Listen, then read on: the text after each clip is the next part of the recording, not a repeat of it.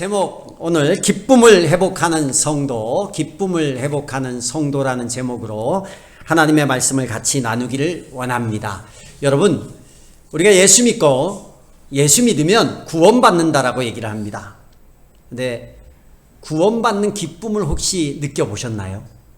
구원이 얼마나 좋은 것인가? 저는 세례를 받고 교회를 다녔는데 구원받은 것이 얼마나 기쁜지를 잘 몰랐어요. 구원의 기쁨이 뭐지?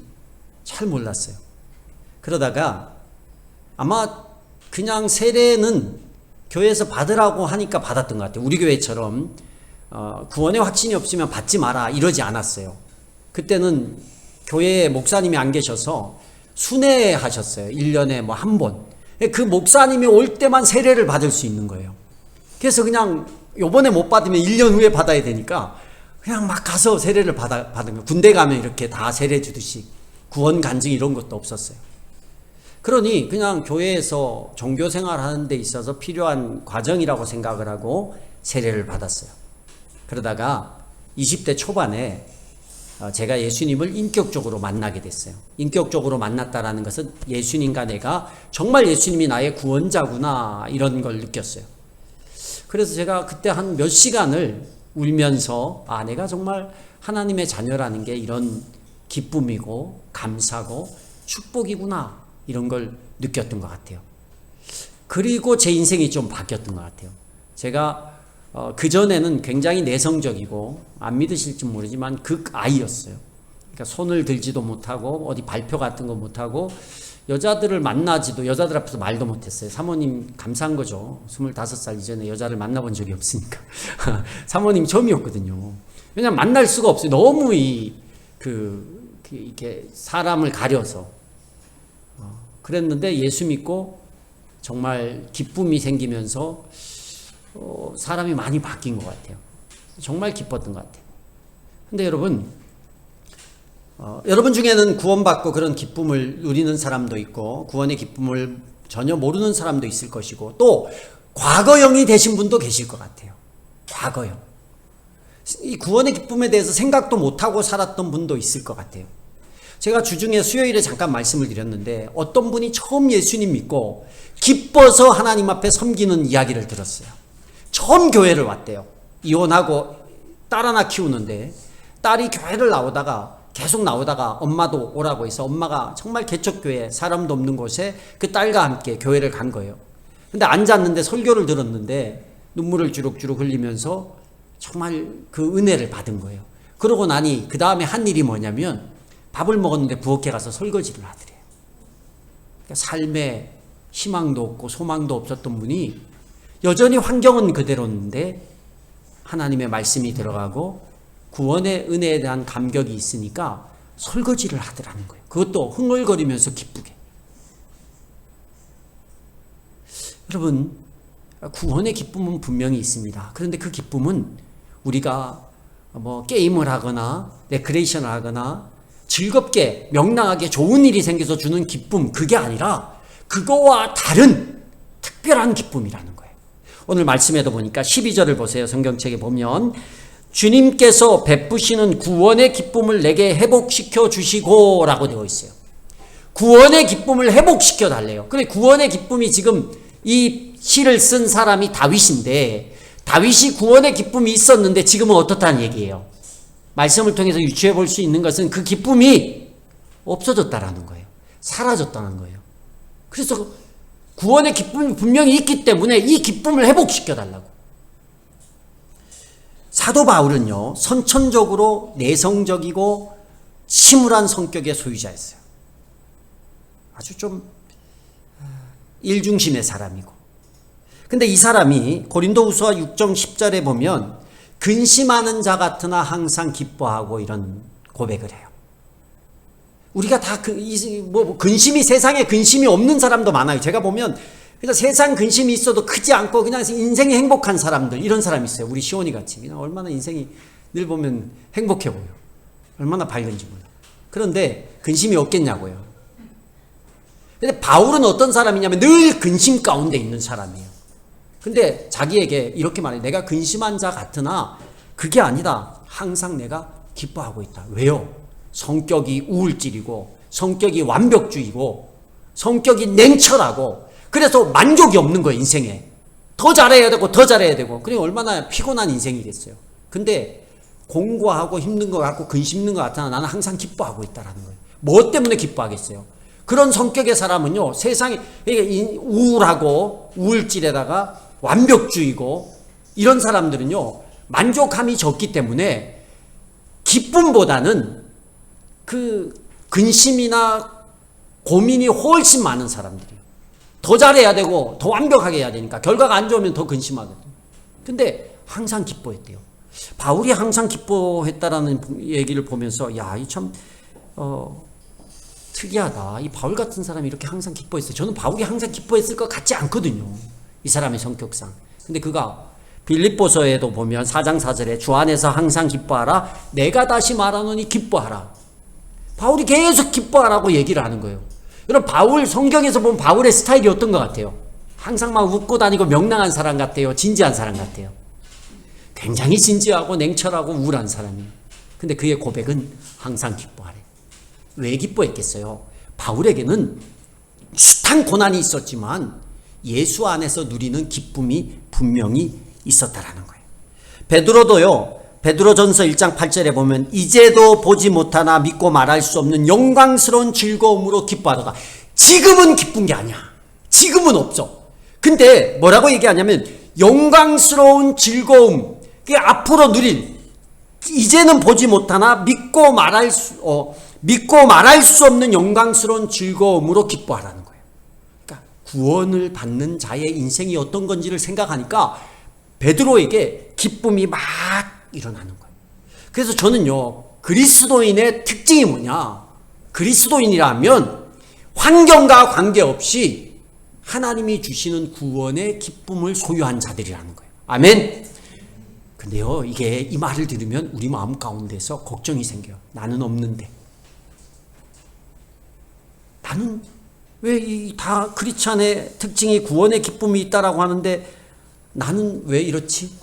나는 왜 즐겁지 않지? 나는 이게 채워져야 즐겁고 나는 이게 주어져야 즐겁고 그런데 나는 왜 그렇지? 이런 고민이 생기시는 거예요. 저도 그래요. 저도 어떨 때는 이게 구원의 기쁨이 있고 막 충만할 때는 뭐 교회가 부흥을 하든 안 하든 그냥 좋은 거예요. 기쁘고 좋고. 근데 어떤 순간이 되면요. 막 가서 막 어떤 사건들이 일어나고 나면 갑자기 위축되고 구원의 기쁨은 사라지고 현실을 바라보면서 낙담하고 낙심하고 이럴 때가 있다라는 거예요. 오늘 다윗이 하나님 나에게 구원의 기쁨을 회복시켜 주세요 말하는데 다윗이 지금 구원의 기쁨이 없는 상태입니다. 왜 없었을까요? 시편 이 51편에 보면 구원의 기쁨을 방해하는 두 가지 요소가 보여요. 첫 번째는 뭐냐면 그 첫 번째 요인은 죄라는 거예요. 죄. 성경에 보면 51편 위에 시편에 보면 제목이 있어요. 제목. 용서를 비는 기도라고 제목이 돼 있어요. 이 51편이. 그리고 거기에 뭐라고 적혀 있냐면 지휘자를 따라 부르는 다윗의 노래. 다윗이 밧세바와 정을 통한 뒤에 예언자 나단이 그를 찾아왔을 때 뉘우치고 지은 시. 다윗이요. 예전에는 하나님 마음에 합한 사람이었고 믿음의 대표자 되는 사람이었어요. 근데 이 사람이 하나님 때문에 기뻐하고 용기 있고 담대하게 나갔던 사람인데 하나님 때문에 기쁨을 이기지 못했던 사람인데 그 기쁨이 사라져 버렸어요. 그 이유가 뭐냐면 오늘 구원의 기쁨을 회복시켜 달라잖아요. 그 이유가 밧세바와의 범죄 때문입니다. 밧세바를 간음을 했습니다.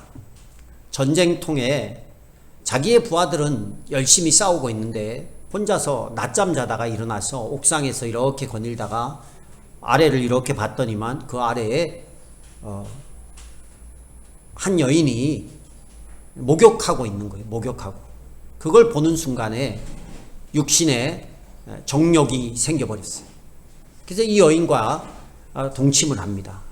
죄죠. 범죄죠. 근데 이 여인을 거기서 끝나지 않고 이 여인을 완전히 차지하고 싶은 거예요. 그 여인의 남편이 우리아라는 사람입니다. 그리고 당시에 군대 장관 요압이 전쟁을 한참 하고 있을 때였어요. 근데 우리아를 불렀어요. 다윗이 불러서 거기다가 이제 편지를 썼는데 요압에게 보내는 편지를 쓴 거예요. 뭐라고 썼냐면 너가 이 편지를 받거든 우리아를 가장 치열한 전쟁의 제일 앞에 세워서 싸우게 해라. 이게 무슨 얘기예요? 우리아 죽이라는 얘기예요. 그리고 밀봉을 한 거야. 밀봉을 해서 이게 탁 못 열게 하고 누구에게 줘요? 우리아에게 줘요. 이거 요압에게 갖다 주라고. 근데 우리아는 충성된 사람이요. 자기를 죽이라는 편지인지도 모르고 이걸 충성되게 가져가서 요압 장군에게 줘요. 요압이 읽어보고 뭐 왕이 시키니까 우리아 너 이 전쟁에 제일 앞서서 싸워. 싸우다가 전사하게 됩니다. 그리고는 다윗은요. 자기의 사랑하는 그 군인 우리아가 전쟁에서 죽었다고 내가 그의 가족들을 거두어 드리겠다고 이런 명분을 가지고 밧세바를 자기의 아내로 삼습니다. 어떻게 이럴 수가 있어요? 파렴치하잖아요. 아니 간음 한 번 한 거에서 좀 회개하고 끝나면 되는데 거기서 끝나지 않고 이걸 가리려고 충성된 우리아를 죽여요. 그리고 죽이고 거기서 또 거짓말을 해서 아내를 완전히 그 밧세바를 차지하고자 선의로 포장을 하는 거예요. 내가 우리아의 가족을 돌볼게. 그러고 밧세바를 궁으로 데려와요. 아무도 몰랐어요. 그리고 모두가 다윗 왕을 정말 대단한 왕이다. 왜냐하면 뭐 군단장 별 3개 정도도 아니고 일반 사병의 아내를 돌아보는 그 왕을 사람들이 바라볼 때 얼마나 대단한 왕이라고 생각을 하겠어요. 저렇게 마음이 따뜻한 왕이 있나. 사람들이 그러는 거예요. 근데요. 사무엘하 11장 27절에 보면 하나님이 이렇게 얘기를 해요. 다윗의 모습이 여호와 보시기에 악하였더라. 누구는 알아요? 하나님은 아시는 거예요. 하나님은 아세요. 다윗의 그런 행동이 여호와 보시기에 악했다라는 거예요. 그때 하나님께서 나단 선지자에게 이야기를 하십니다. 그리고 나단 선지자가 그 얘기를 듣고 다윗에게 가서 하나님이 안다라는 걸 전부 얘기하는 거예요. 그때 오늘 읽지 않았지만 2절과 4절을 보면 내 죄악을 말끔히 씻어주고 내 죄를 깨끗이 없애주십시오라고 다윗이 얘기를 해요. 자기의 죄가 있다라는 거예요. 내 죄악 때문에 하나님께 나아갈 게 막혀버린 거예요. 이사야 59장 2절에 보면 오직 너희의 죄악이 너희와 너희 하나님 사이를 어떻게 해요? 갈라 놓았고 너희 죄가 그의 얼굴을 가리어서 너희에게서 듣지 않으시게 함이니라.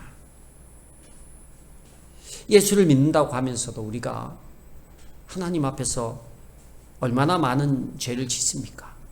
근데 이 죄가요, 결국은 구원의 기쁨을, 하나님과의 관계가 점점 멀어지고 갈라지니까 우리 안에 주시는 하나님의 은혜와 구원의 기쁨이 사라져버리는 거예요. 사라져버리는 거예요. 근데 51편 보면 다윗이 하나님 앞에 회개하잖아요. 나는 이런 죄인입니다. 내가 반역을 했습니다. 주님께 죄를 지었습니다. 이게 계속 2절에서 4절까지 나오는 얘기예요. 그러면서 통해 자복을 합니다. 감사한 것은요, 신약성경 요한일서 1장 9절에 보면 만일 우리가 우리의 죄를 자백하면 그는 미쁘시고 의로우사 우리 죄를 사하시며 우리를 모든 불의에서 어떻게 하신다고요? 깨끗하게 하실 것이라. 회복이 있다라는 거예요. 여러분, 우리가 죄를 안 짓고 살 수 없어요. 우리는 연약한 인간입니다. 세상 속에 삽니다. 근데 우리가 죄를 짓고 나서 왜 구원의 기쁨에서 멀어지느냐? 죄가 죄인 줄 모르고 둔하게 살아가는 거예요. 죄를 짓고 있으면서도 양심에 화인 맞은 사람처럼 되는 거예요. 얼마나 악한지 몰라요. 얼마나 나쁜지 몰라요. 목사 중에도 그렇고 장로님 중에도 그렇고 목사나 장로나 다 그리스도인이잖아요. 여러분 목사는 뭐 더 거룩하고 장로는 더 거룩하고 아니에요. 직분의 차이지만 그럼에도 불구하고 존경받고 잘 앞에서 모범을 보여야 될 사람인데 여전히 죄를 짓고 있습니다. 그런데 성도는 오죽하겠어요. 안 보일 때 오죽하겠어요. 인정합니다. 다 저도 죄인이고 장로님도 죄인이고. 근데 제가 봐서 우리 장로님은 좀 덜 죄인인 것 같아요. 다 죄인이지만 그걸 부정하고 싶진 않아요. 그런데 뭐가 문제냐? 죄인인지를 인정 안 하고 그냥 살아가는 거예요. 뭐가 빠졌어요? 그 안에 회개가 빠져 있는 거예요. 그러면 기쁨이 없어요. 이런 얘기를 드릴까 고민했는데 드려야 될 것 같아요. 왜냐하면 우리가 얼마나 죄에 둔감한지 저는 하나님 앞에 이거에 대해서 분명히 책망을 받을 것 같아요. 주중에 어떤 목사님이 찾아왔어요. 찾아와서 저에게 그러더라고요. 목사님, 후임을 받아서 좀 건물이 있는 교회에 후임을 받아서 이제 오신 분인데 목사님 제가 고민이 있습니다. 어떻게 해야 됩니까? 하는 거예요. 그래서 뭐 우리 쬐그마한 개척교회도 고민 덩어리인데 나한테 안 그래도 고민을 가지고 와가지고 그래서 제가 밥을 사줬어요. 밥을 사주고 커피를 내려주고 얘기를 해보시라 했더니만 자기가 후임을 왔는데 교회를 다 맞춰주고 다 목사님, 있는 성도님, 장로님 다 맞춰주고 어떻게든 교회를 잘 세워보려고 하는 거예요. 그래서 제가 잘하고 있다. 그렇게 다 맞춰드려라. 근데 맞출 수 없는 상황이 발생을 한 거예요. 어떤 상황이냐면 이제 그 원로 목사님이 이제 계시고 장로님이 원로 목사님 때 세운 장로님이 계시고 이분은 이제 젊은 목사님이잖아요. 근데 이 장로님이 자기 마음대로 교회를 하고 싶은데 그렇게 하면 성도들이 욕을 하니까 목사님한테 이렇게 하라고 자꾸 시키는 거예요. 근데 이 단서가 붙어요. 내가 시켰다고 하지 마세요. 근데 그걸 듣고 목사님이 하려고 하니까 이게 예를 들어서 임직식을 하는데 한 사람당 500만 원씩 뭐 300만 원씩 내라고 시킨 거예요. 장로님이.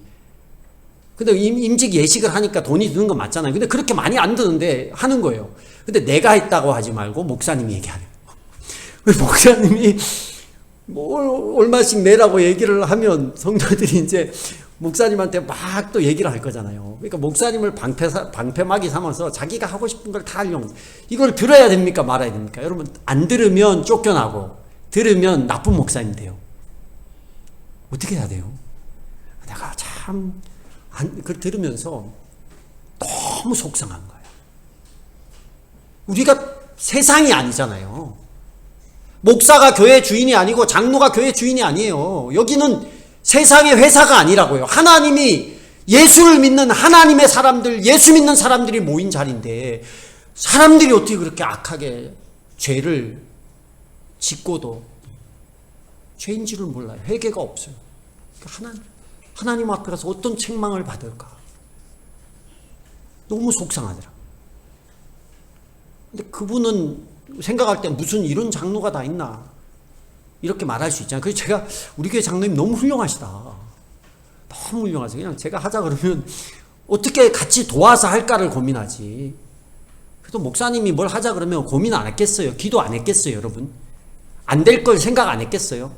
여러분이 생각한 걸 다 생각함에도 불구하고 하나님의 사인이 있어서 움직이려고 할 때 어떻게든 그걸 같이 할까를 고민하면 일이 되는데 반대할 수도 있죠. 근데 그게 반대 정도가 아니라 본인이 하고 싶은 일을 막 시키니 그 목사님이 사표를 지금 써야 되는지 이제 부임했는데 이걸 계속 하자니 자기가 목사의 양심상 할 수 없고 안 하자니 그만둬야 되고 교회가 이래요. 그분에 대해서 속상하고 뭐 이런 장로가 다 있나 속으로 막 욕을 하고 이러다가 제가 설교를 준비하면서 그래. 하나님은요. 죄라는 하마르티아라는 이 단어는 얼마나 크고 작고의 의미가 아니라 관역에서 벗어나면 똑같은 하마르티아예요. 성경의 죄는. 그러면 관역이 저 멀리 요만한 관역인데 우리 양궁을 하면 가운데 맞으면 X10 그러고 옆에 맞으면 9점, 8점 이러잖아요. 9점이 이기잖아요. 8점보다. 성경의 죄는 그게 아니에요. 9점이나 8점이나 X10이 아니면 다 똑같은 죄예요. 우리는 이 장로님은 막 너무하다. 어떻게 이래? 막 분노해요. 근데 내가 짓는 죄에 대해서는 분노가 없어요. 하나님은 똑같이 본다니까요. 다윗이 여인을 간음한 것은 어마어마한 죄다. 나는 이러지 않았어. 나는 괜찮아. 근데 하나님 보기에는 여러분 우리가 무결점으로 살지 않는 한 똑같은 죄예요. 그러니 이게 누적이 되는 거예요. 자꾸 쌓이는 거예요. 쌓이니 결국 결론이 어떻게 되는 거예요? 구원의 기쁨이 우리 안에서 사라지는 거예요. 가장 큰 죄가 뭔지 아세요, 여러분? 구약 성경을 보면 가장 큰 죄가 뭔 것 같아요? 하나님이 있어야 될 자리에 다른 우상이, 우리를 위해서 사는 그것이 우상이에요. 자기를 위해 우상을 만들고 하나님이 아닌 다른 것들로 채우는 게 하나님이 가장 가증 여기는 죄악이라는 거예요. 그럼 여러분, 나는 죄 안 지었는데, 제가 갑자기 여러분 무겁게 여러분을 죄인 만들어서 죄송하지만 잘 깨달으셔야 되는 게, 여러분 우리가 사람을 죽이거나 간음을 하거나 뭐 교통법규를 위반하거나 이런 죄를 안 지었을지는 모르지만 우리 안에 하나님이 제일 싫어하는 죄를 날마다 짓고 있을지도 몰라요. 누굴 위해서 사는 게? 우상이 뭐예요? 구약의 우상은 자기를 위해서 사는 게 우상이라고 했어요. 나를 위해서 우리가 한 주를 계속 사는 거예요. 하나님의 주의 영광, 우리 제호가 사명과 우선순위, 하나님을 위해서 하나님이 뜻하시는 그 사명, 하나님 위한 우선순위로 살아가면 진짜 멋진 삶인데, 우리가 그게 아니라 자기를 위해서 살아가는 거예요. 그걸 성경에서는 하나님이 가장 싫어하는 우상을 섬기는 일이라는 거예요. 자기를 위해서 오늘도 살고 내일도 살고 1년 살고 10년 살아오면요, 구원의 기쁨이 굳어집니다. 굳어지는 거예요. 다윗의 이 짧은 죄를 생각하면서 이는 이 한 죄를 가지고 하나님 앞에 통해 자복을 했어요. 다윗이요, 구약에서 가장 하나님과 가까웠던 하나님의 마음에 합한 사람이에요. 이런 죄를 지었는데 왜 그랬을까요? 이 통해 자복함이 있었습니다. 여러분, 우리가 구원의 기쁨을 회복하는 것은 내 안에 하나님보다 더 우선심을 통해서 지은 수많은 죄악들을 하나님 앞에 회개하며 이제 하나님이 일본으로 살아가겠습니다, 이렇게 고백하는 거예요. 이렇게 나아가는 거예요. 두 번째 또 하나 있어요. 구원의 즐거움을 누리지 못하게 막는 두 번째 요인이 오늘 성경에서 보이는데, 그것은 뭐냐면 자격이 아니라 하나님 구원을 얻는 방식에 대한 이해의 부족이에요. 하나님께 구원 얻는 방식이 무엇이냐, 이거에 대한 이해의 부족이라는 거예요. 여러분, 어떻게 하면 우리가 하나님 앞에 구원받아요? 다윗은 이게 분명했기 때문에 이렇게 엎드릴 수 있었어요. 다윗이요, 하나님 앞에 구원받는 방식을 어떻게 이해했냐면, 구원은 자격이 아니라 은혜라는 걸 알았어요. 구원은 하나님이 주시는 은혜 때문에 내가 지금 범죄에서 바닥 가운데 있지만 이걸 일으킬 수 있는 것은 하나님의 은혜라는 것을 알았다는 거예요. 그런데 우리가 구원의 즐거움을 누리지 못하는 것은 자격이 아니라 은혜라는 사실을 간과하고 살아가기 때문이에요. 마틴 루터는요, 죄 때문에 심각하게 고민했던 사람입니다. 그래서 자기의 죄를 없애려고 수많은 고행을 했던 사람 중에 하나예요. 근데 그가 변화된 그 말씀이 있죠. 로마서 1장 16절 17절 그리고 시편 22편을 통해서 그가 변화됐는데, 제가 읽어드릴게요. 내가 복음을 부끄러워하지 아니하노니 이 복음은 모든 믿는 자에게 구원을 주시는 하나님의 능력이 됨이라. 먼저는 유대인에게요, 그리고 헬라인에게로다. 복음에는 하나님의 의가 나타나서 믿음으로 믿음에 이르게 하나니 기록된 바 오직 의인은 믿음으로 말미암아 살리라 함과 같으니라. 아멘. 뭐예요? 은혜를 믿는 믿음으로 사는 거예요. 다윗 같은 죄를 진 사람이 어떻게 다시 행복할 수 있을까? 자격으로 하면 불가능해요. 근데 은혜로 보면 하나님이 그 죄를 용서해 주시고 덮어주시고 은혜로 회복시킨다라는 것을 다윗은 알았기 때문에 하나님 앞에 통해 자복하며 엎드렸다는 거예요. 내 자격으로 구원받는 게 아니라 하나님의 은혜로 받는 거예요. 사도 바울이 그랬잖아요. 로마서 7장 24절에 오호라, 나는 공고한 사람이로다. 이 사망의 몸에서 누가 나를 건져내랴. 바울 자신이 사망, 죽을 인생, 그렇게 문제 있는 인생임을 알았어요. 그렇게 고백해요. 근데 그가 그 다음 절에 25절에 뭐라고 말하냐면, 우리 주 예수 그리스도로 말미암아 하나님께 감사하리라. 다 압니다, 여러분. 자격이 아니라 은혜로 내가 구원받는다라는 것을. 근데 목사님이 왜 이렇게 다 아는 얘기를 하나? 근데 이게 삶에 적용이 돼야 돼요. 제가 적용하는 부분을 말씀드릴게요. 이게 뭐냐면, 여러분, 자격이 아니라 은혜라는 것은, 구원이 자격이 아니라 은혜라는 것은 내 상황과 관계없이 하나님이 주시는 거잖아요. 그럼 우리 삶에서 이게 어떻게 적용이 되냐면, 우리가 이 구원의 즐거움이 있으려면 내 자신을 바라보는 게 아니라 하나님을 바라봐야 돼요. 근데 구원의 은혜가 즐거움이 사라지는 이유는 뭐냐면 하나님을 바라보는 대신 내 자신을 바라보기 때문에 그렇다는 거예요. 그러니까 이게 내가 완전해야 돼. 내가 잘해야 돼. 이게 우리 삶이에요. 내가 잘해야 하나님이 은혜 주셔. 내가 잘 살아야 돼. 내가 섬김과 사랑이 많아야 돼. 내가 이러이러한 걸 해야 돼. 근데 하는 정도가 어떤 거냐면 완벽하게 해야 하나님이 나를 사랑하실 것 같아. 이렇게 생각하는 거예요. 그래요, 안 그래요? 그건 자격으로 사는 거예요. 구원을 자격으로 여기는 거예요. 그러면 교회 안에서 열심히 한 사람은 구원받고 열심히 못한 사람은 은혜 못 받고 구원 못 받나요? 그게 아니잖아요. 구원이 자격이 아니라 은혜라고 생각을 하는데 우리의 삶 가운데서는 여전히 나는 자격을 갖춰야 돼. 이러고 살아가는 거예요. 다윗은 자신의 부족을 알았습니다. 10절 우리 보면 하나님 내 속에 깨끗한 마음을 창조하여 주시고 내 속을 견고한 심령으로 새롭게 하여 주십시오. 이렇게 고백을 해요. 나는 완전하지 않은 사람이에요. 여러분 다윗이 정말 완전한 사람이잖아요. 저희가 보기에는 대단한 사람이잖아요. 그런데 다윗은 스스로를 얘기하는 거예요. 나는 완벽한 사람이 아닙니다. 내가 불완전한 사람입니다. 내가 부족한 사람입니다.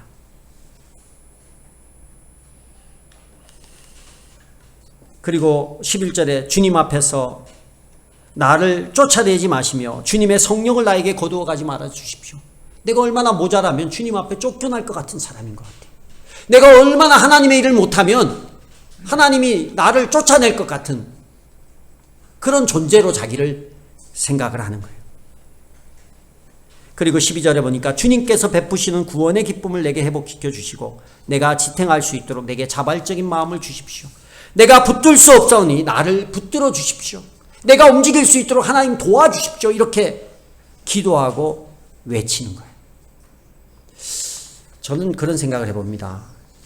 제가 목사로 하나님 앞에 부끄러울 때가 많죠. 잘 못해서. 그렇지만 그렇다고 해서 제가 하나님이 저를 싫어하고 저를 버릴 하나님이십니까? 아니라는 거예요. 우리 목자 목녀님들 목장할 때 보면 목장 잘하시는 분은 당당해요. 목장이 좀 잘 안 되는 분은 한없이 위축돼요.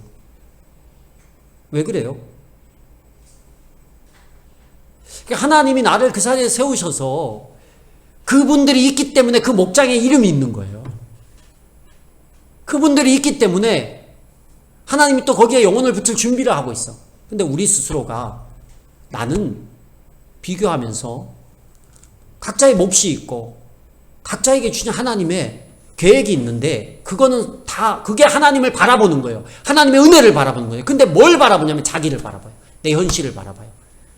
나는 이래야 되고 목자 정도 되면 좀 부자고 목자 정도 되면 여유도 있고 돈도 많고 목자 정도 되면 기도하면 하나님이 막 길을 빵빵 여시고 목자 정도 되면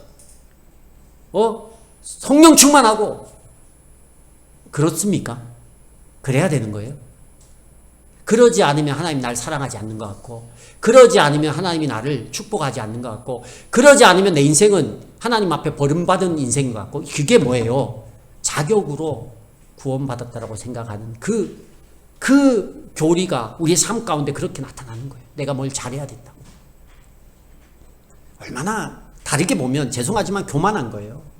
그냥 하나님 내가 요 모양이지만 써주셔서 이거라도 써주셔서 감사합니다. 그냥 이 자리에서 내가 할 수 있는 거. 누구는 이런 모양으로 쓰고 누구는 저런 모양으로 쓰고 다 똑같이 쓰시는 하나님이 아니에요. 그게 뭐예요? 내 상황을 바라보는 게 아니라 하나님을 바라보는 거예요. 내가 이 자리를 지키며 이 길을 걸어갈 때 그래 하나님이 일하시는 거예요. 제가 계속 여러 번 얘기하는데 휴스턴 서울교회 가서 내가 너무 그게 충격이라서 그래요. 꽃배달 하시는 목자님이에요. 꽃배달 하시는.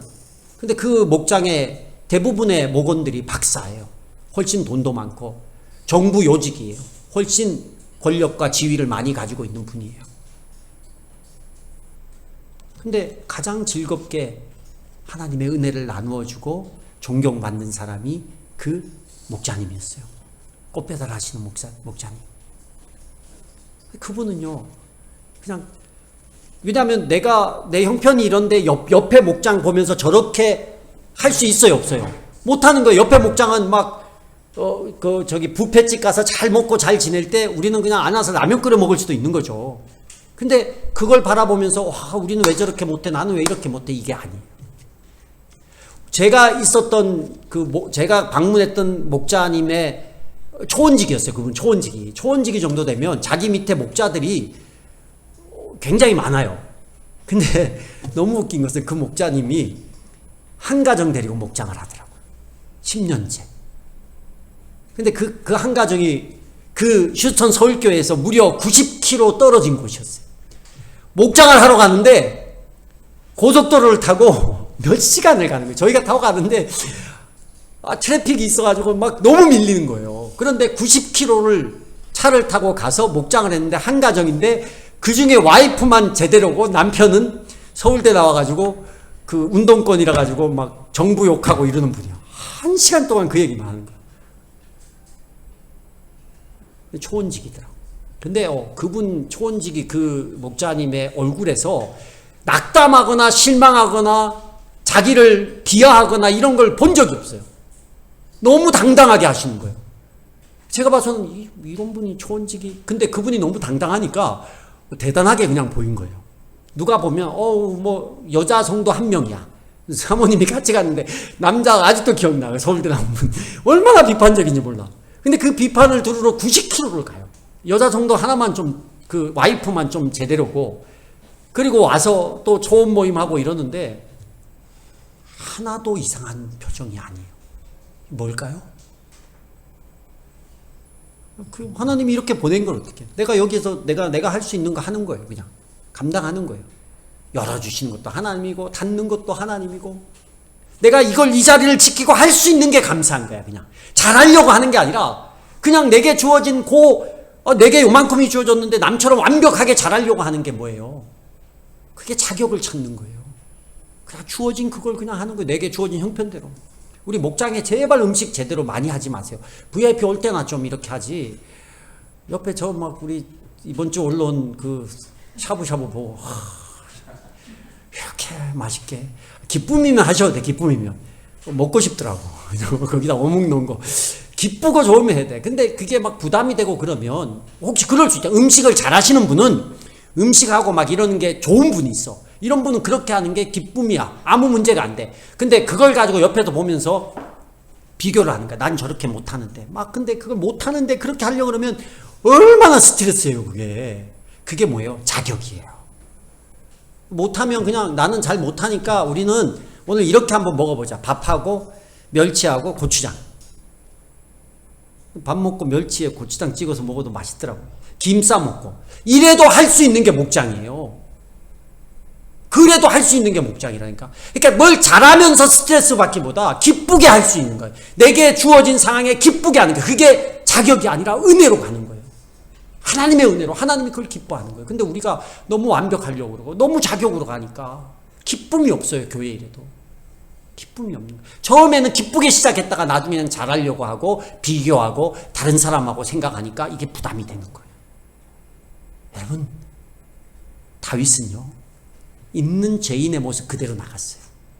뭐 자격이 없어요. 나는 이렇게 약한 사람이에요. 나는 부족한 사람입니다. 그러나 하나님이 은혜가 임하면 내가 다시 회복할 수 있고, 다윗이 고백하잖아요.